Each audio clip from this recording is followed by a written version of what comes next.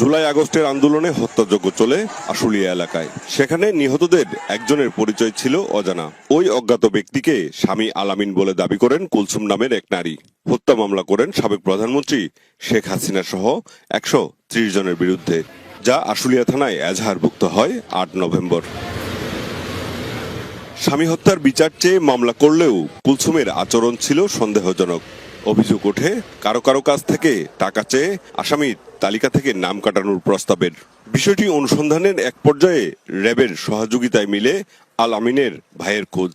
আমার ভাইয়ের কথা জিজ্ঞেস করার পর আমি বললাম যে ভাই যেখানে থাকুক আমার ভাই তো সেফ আছে। আর ওনারা বলতেছে হ্যাঁ ওর সেফটাই দরকার আমাদের। বেরিয়ে আসতে থাকে আসল ঘটনা। জুলাই থেকে আগস্টের মাঝামাঝি পর্যন্ত আল আমিন এবং স্ত্রী কুলসুম ছিলেন সিলেটে। আমরা যখন আন্দোলন শুরু হয়, আন্দোলনের শুরু থেকে শেষ পর্যন্ত আমরা জুড়িতে আছিলাম।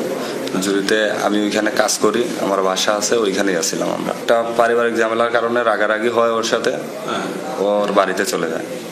এরপর থেকে আমার সাথে আর কোনো যোগাযোগ নেই। 2-3 দিন আগে এই এক ভাই আমার ফোন দিয়েছিল, তো ফোন দিয়ে এই মামলার বিষয়ে বললো। এর আগে আমি কিছুই জানতাম না। মৃত দেখিয়ে মামলাসহ নানা কারণে ভীত হয়ে নিজেই দক্ষিণ সুরমা থানায় হাজির হন আল আমিন। বাদীর ছবি দেখে চিহ্নিত করেন স্ত্রী কুলসুমকে। খোলাসা করেন তাকে আন্দোলনে নিহত দেখানোর পেছনের কারণ।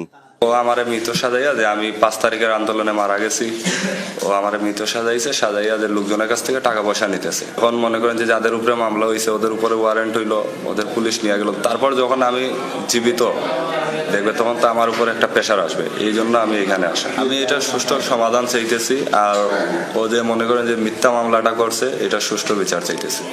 জীবিত ছেলেকে মৃত দেখিয়ে মামলার ঘটনায় হতবাক আল আমিনের বাবা। আমার ছেলে মারা যায়নি, আমার ছেলে জীবিত।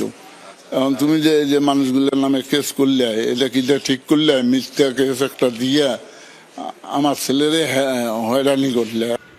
এ বিষয়ে মামলার বাদী কুলসুমের সঙ্গে কথা বলা সম্ভব হয়নি। শেষ খবর পর্যন্ত তিনি নিরাপদ হেফাজতে ছিলেন। পুরো বিষয়টি এখন দেখছে আশুলিয়া থানা পুলিশ। মাহবুব রহমান রিপন, যমুনা নিউজ, সিলেট।